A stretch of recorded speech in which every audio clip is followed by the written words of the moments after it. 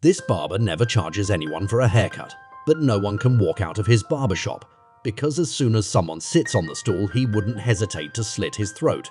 Then he'd hit the switch and throw them downstairs. And downstairs was an aromatic meat pie store. The woman who owns the meat pie store makes delicious and juicy meat pies. Many people come here to taste them. No one knows what kind of meat she uses. All they know is that every night, thick black smoke would rise from the roof of the meat pie store. Though a woman beggar questioned the meat in this meat pie store.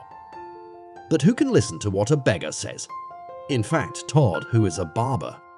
The reason why he chose to open a barber store on the second floor of a meat pie store is to avenge his wife and daughter.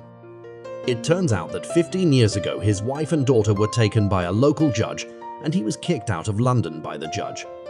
15 years had passed in a flash. He returned to London with a new identity. He wants to use this razor in his hand to accomplish his revenge.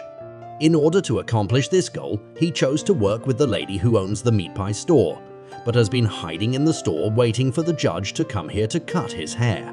But it's just not practical to make a name for himself in the town. He went straight to the local barber king to challenge him. Though the barber was a master of his craft, but Todd was no pushover. Because when he was a kid, he learned to cut hair from his grandfather. As the competition continued, Todd finally won the match. But the other guy wouldn't give up. He went straight to Todd's door for a fight.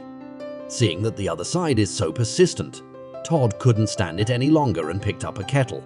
He killed him brutally. He hit the switch. He threw him downstairs to the butcher store.